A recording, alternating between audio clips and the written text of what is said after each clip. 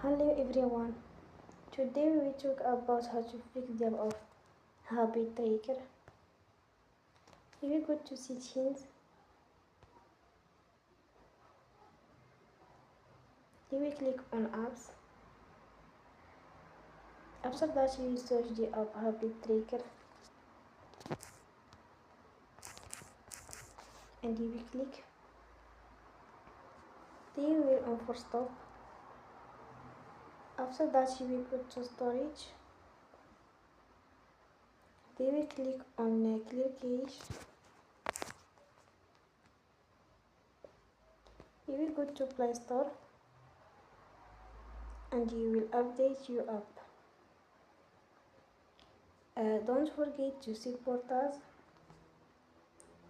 by like and subscribe.